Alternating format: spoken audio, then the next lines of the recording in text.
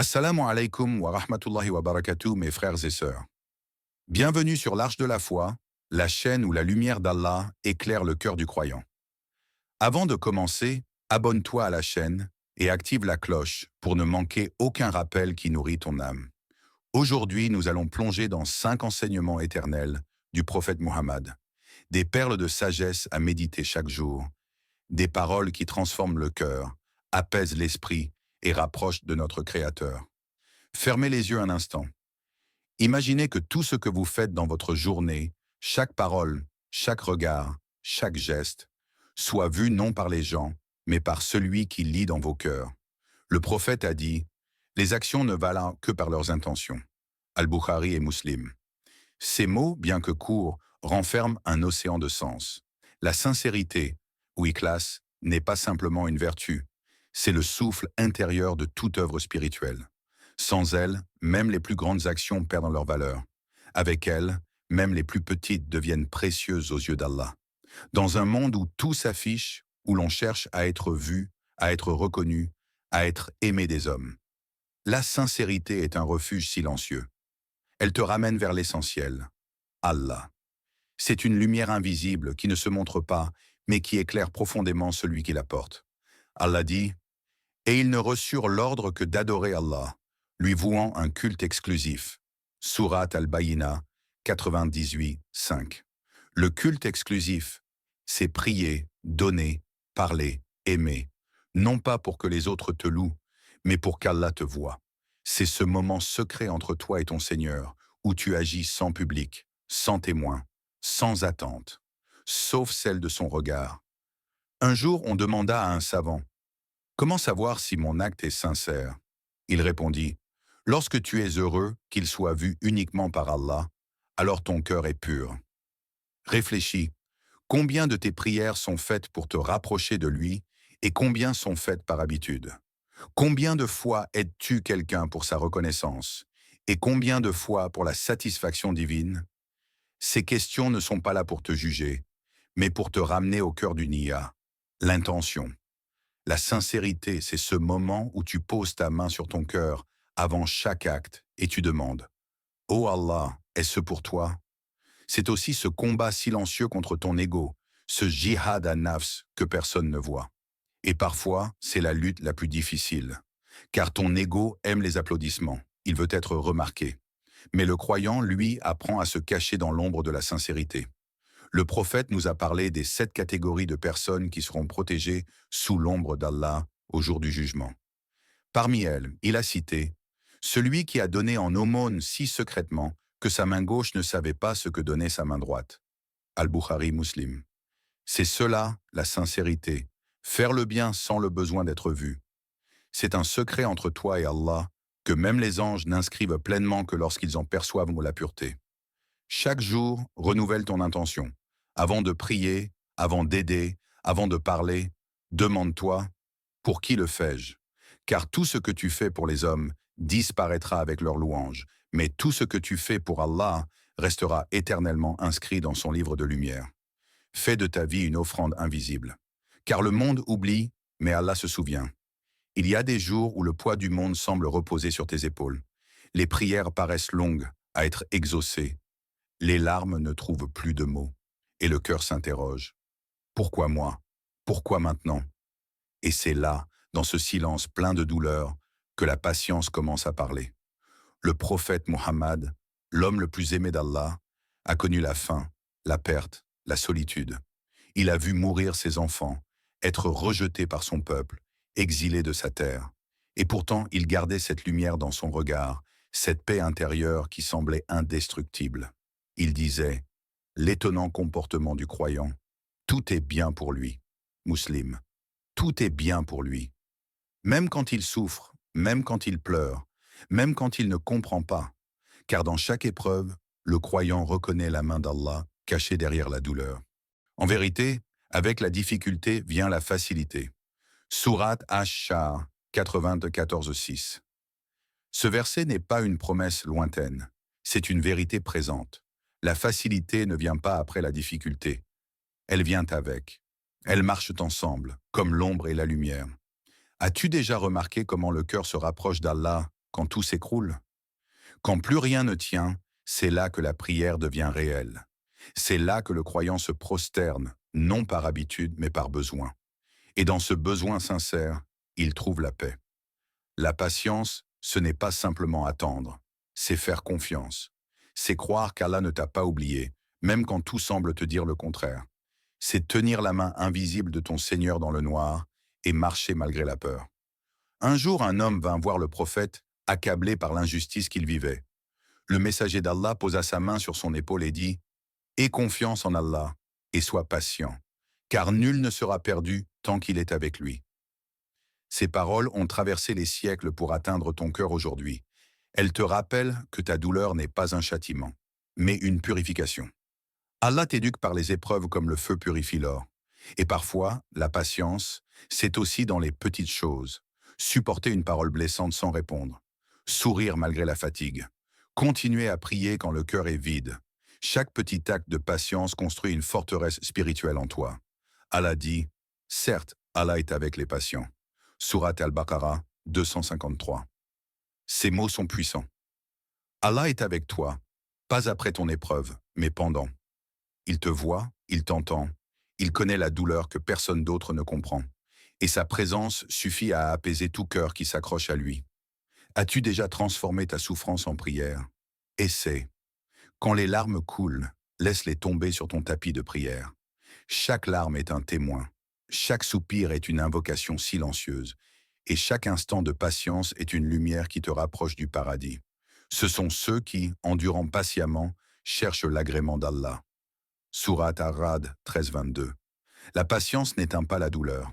Elle la transforme en lumière.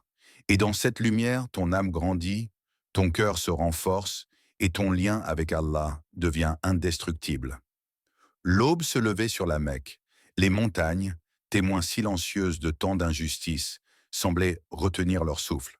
Après des années d'exil, d'humiliation et de persécution, le prophète Muhammad revenait victorieux, entouré de 10 000 compagnons. La ville entière tremblait. Ceux qui l'avaient autrefois insulté, chassé, torturé ses proches, se tenaient maintenant devant lui, les yeux baissés, le cœur serré, attendant la vengeance. Mais ce jour-là, la victoire n'était pas celle des épées, c'était celle du cœur. Le prophète leva la tête, regarda ces visages effrayés et dit simplement « Allez, vous êtes libres ». Aucun mot ne fut plus bouleversant que celui-là. En une phrase, il brisa les chaînes de la haine, éteignit le feu de la vengeance et alluma la flamme du pardon. Ce jour-là, il conquit les cœurs plus puissamment qu'avec une armée. C'est cela, la grandeur du prophète. Il ne cherchait pas la victoire sur les hommes, mais la victoire sur lui-même. Allah dit que ceux qui pardonnent et cherchent l'agrément d'Allah soient normalement récompensés. Surat Ash-Shura 42-40. Le pardon, un mot simple mais si lourd à porter. Il demande du courage, celui de déposer les armes de l'ego, d'apaiser les tempêtes du cœur et de dire « Je laisse cette affaire à Allah ». Car pardonner ne veut pas dire approuver. Cela veut dire « Je choisis la paix plutôt que la rancune ». Rappelle-toi de Youssouf, alayhi salam. Jeté dans un puits par ses propres frères, vendu comme esclave, séparé de son père bien-aimé.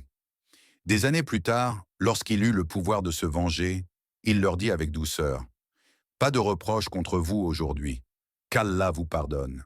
Surat Youssouf 12-92. Quelle beauté, quelle noblesse d'âme! Ce sont ces paroles-là qui élèvent les cœurs, qui transforment les blessures en guérison.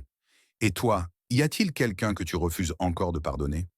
Peut-être un ami qui t'a trahi, un parent qui t'a blessé, un mot qui t'a marqué à jamais. Ces souvenirs sont comme des pierres sur ton cœur. Le pardon, c'est apprendre à les poser, une par une, pour retrouver la légèreté de ton âme. Le prophète disait, « Celui qui pardonne à un musulman, Allah élèvera son rang et effacera une de ses fautes. » Kinatabarani. Le pardon, c'est une victoire invisible. Une victoire que le monde ne célèbre pas, mais qu'Allah inscrit dans son livre. C'est aussi une guérison. Quand tu pardonnes, tu ne dis pas « ce qu'on m'a fait est bien ». Tu dis « je ne veux plus que cette douleur me définisse ». Tu rends ton cœur à Allah, propre, apaisé, libre. Et parfois, le plus grand pardon, c'est celui que tu dois t'accorder à toi-même. Combien de croyants vivent dans la culpabilité, prisonniers de leurs erreurs passées? Mais Allah est le pardonneur, Al-Ghafour, et il aime pardonner. Si lui t'a pardonné, pourquoi ne le ferais-tu pas? Que ceux qui pardonnent et recherchent dans l'agrément d'Allah soient en récompensés. Chaque fois que tu pardonnes, Allah t'élève. Chaque fois que tu lâches la rancune, il t'allège. Et chaque fois que tu dis « Ya Allah, je laisse cette douleur entre tes mains », le ciel s'ouvre pour t'apaiser. Car pardonner, ce n'est pas oublier, c'est se libérer. La nuit était calme. Le prophète Muhammad reposait sur une simple natte, si rude que lorsqu'il se leva, Umar ibn al-Khattab, qu'Allah l'agrée, vit les traces sur sa peau. Le cœur d'Umar se serra. Il dit « Ô messager d'Allah, les rois de ce monde dorment dans la soie, et toi, tu dors ainsi ?» Le prophète répondit avec un sourire plein de sérénité « Que suis-je dans ce monde, sinon comme un voyageur qui se repose un instant sous un arbre ?» Ahmad, cette image suffit à tout dire. Un arbre, un souffle d'ombre, un instant de repos. Puis le voyage reprend. Le monde n'est qu'une halte, et la gratitude en est la lumière. Si vous êtes reconnaissant, très certainement j'augmenterai mes bienfaits pour vous. Sourate Ibrahim 14:7. Chaque fois que tu dis « Alhamdulillah », sincèrement, profondément, quelque chose s'éclaire dans ton cœur. La gratitude n'est pas un mot prononcé par la langue, mais une fleur qui s'ouvre dans l'âme. Elle t'apprend à voir la beauté dans l'ordinaire, le pain chaud du matin, la voix d'un proche, la douceur d'un rayon de soleil sur ta joue. Le prophète, malgré les épreuves, les pertes et les douleurs, ne cessait jamais de remercier Allah. Ses compagnons disaient qu'il se levait la nuit pour prier si longtemps que ses pieds en étaient gonflés. Et quand on lui demanda pourquoi il se fatiguait ainsi alors qu'Allah lui avait pardonné tous ses péchés, il répondit « Ne devrais-je pas être un serviteur reconnaissant ?» Al-Bukhari, Muslim. Quel exemple sublime de gratitude! Remercier, non parce que tout est facile, mais parce que tout vient d'Allah. Dans un monde où l'on court après ce qu'on n'a pas, la gratitude t'invite à contempler ce que tu possèdes déjà. Elle transforme le manque en abondance, la douleur en sagesse, l'attente en prière. Celui qui remercie pour peu verra ce peu devenir beaucoup. Celui qui oublie de remercier pour l'essentiel vivra dans la pauvreté du cœur, même au milieu de la richesse. Ferme les yeux et pense, combien de fois as-tu remercié Allah aujourd'hui pour ton souffle, pour ta vue, ton cœur battant, ton repas, ta paix? Combien de bénédictions invisibles traversent ta vie sans que tu les remarques? Chaque battement de ton cœur est une miséricorde. Chaque inspiration est un cadeau. Chaque matin où tu ouvres les yeux est une chance nouvelle d'aimer Allah davantage. La gratitude, c'est aussi un art de vivre lentement.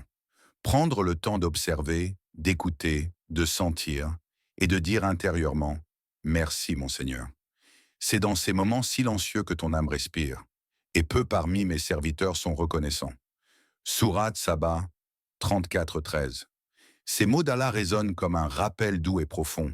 Sois parmi ces peu, remercie même pour ce qui t'échappe, car parfois, un refus d'Allah cache un don plus grand. Remercie pour les larmes, car elles lavent ton cœur.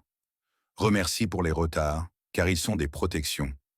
Remercie pour chaque instant, car chacun est une preuve que tu vis encore sous sa miséricorde. La gratitude transforme tout ce qu'elle touche. Elle fait fleurir la lumière là où il n'y avait que l'ombre. Et quand ton cœur devient reconnaissant, même le silence devient une prière. Le prophète, le plus aimé d'Allah, vivait avec une simplicité bouleversante. Il balayait sa maison, réparait ses sandales et s'asseyait parmi les pauvres, partageant avec eux le même pain, la même chaleur humaine. Et pourtant, il était le chef de toute l'humanité, celui dont la lumière illumine les siècles.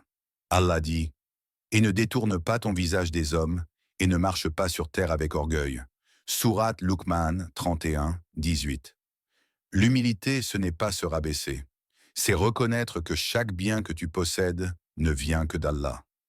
Quand ton cœur s'élève vers le ciel, ton ego, lui, doit apprendre à se prosterner.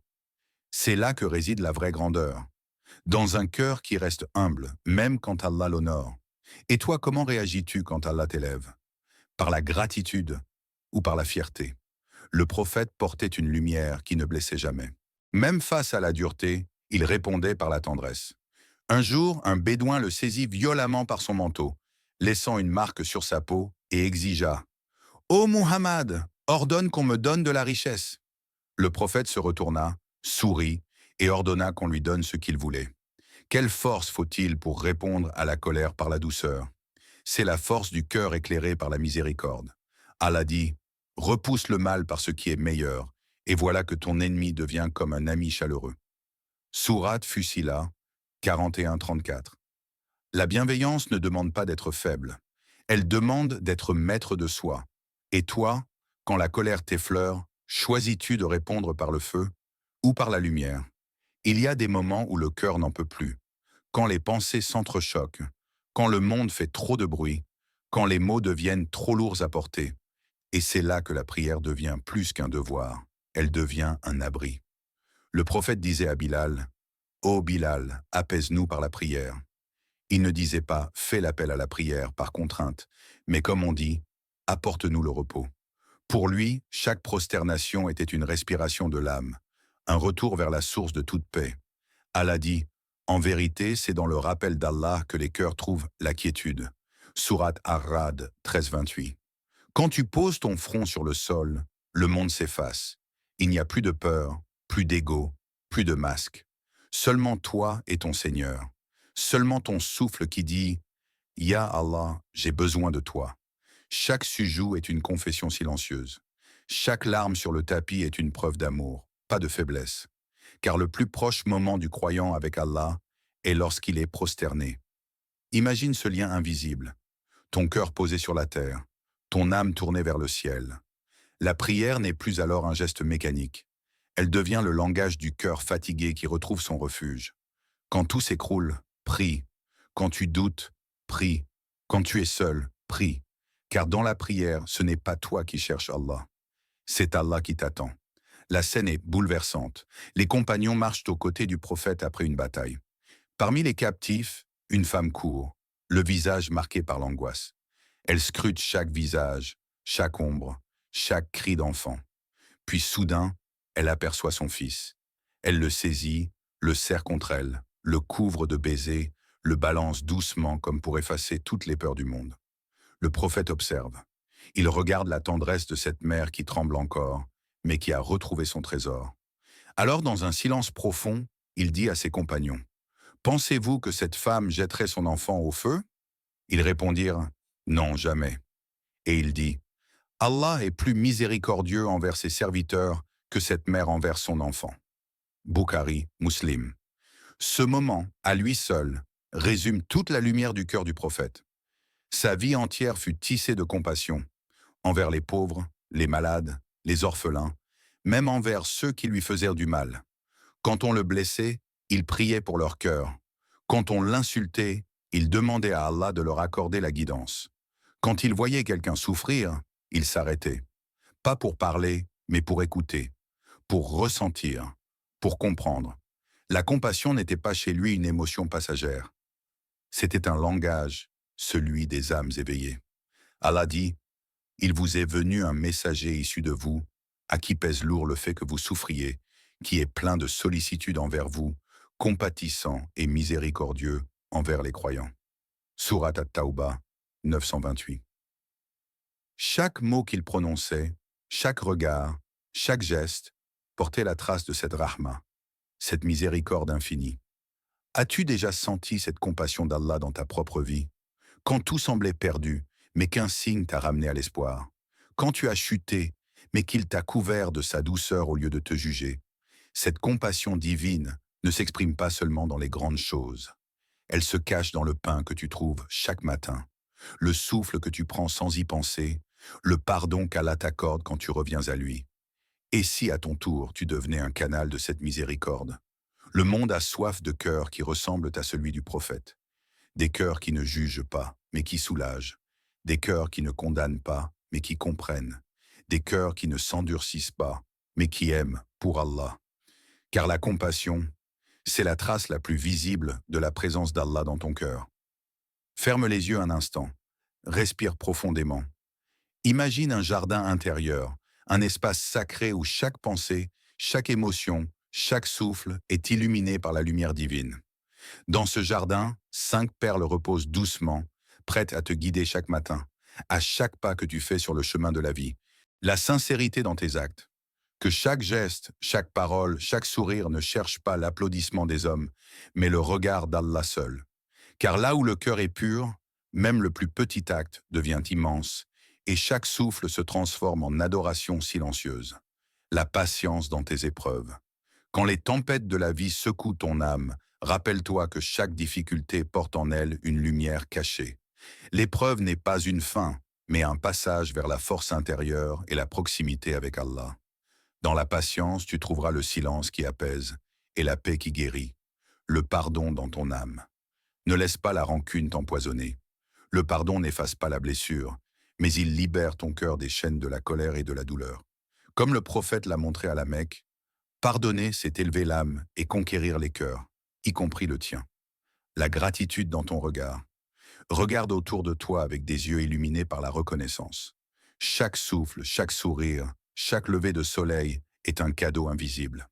La gratitude transforme l'ordinaire en extraordinaire et révèle la richesse cachée dans le quotidien. L'humilité dans ton cœur. Lorsque ton cœur s'élève, rappelle-toi que tout vient d'Allah. Ne marche jamais avec arrogance, mais avec douceur et humilité.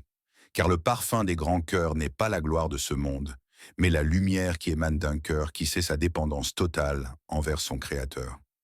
Ces 5 perles ne sont pas de simples conseils. Ce sont des pas du prophète sur le chemin de la paix, des balises pour ton âme, des lumières pour ton cœur. Médite-les, vis-les, respire-les. Laisse-les imprégner chaque geste, chaque décision, chaque pensée. Et ton âme brillera, doucement mais puissamment, dans la proximité d'Allah. En vérité, dans le messager d'Allah, vous avez un excellent modèle. Surat al-Ahzab 33-21. Chaque fois que tu relis ces perles, chaque fois que tu les pratiques, rappelle-toi que tu suis les traces d'un homme dont le cœur était entièrement tourné vers le Créateur, dont chaque action résonnait avec la lumière de l'âme, et dont chaque regard révélait la miséricorde infinie. Qu'Allah remplisse ton cœur de lumière, qu'il inspire ton esprit et qu'il t'accorde la sérénité dans chaque souffle. Et afin que cette lumière atteigne d'autres cœurs en quête de sens, n'oublie pas de t'abonner à l'Arche de la foi, de liker et de partager cette vidéo, car chaque âme éclairée peut devenir un phare dans l'obscurité pour ceux qui cherchent à s'approcher d'Allah. Médite, ressens et laisse cette lumière te transformer. Un geste, un sourire, un souffle à la fois.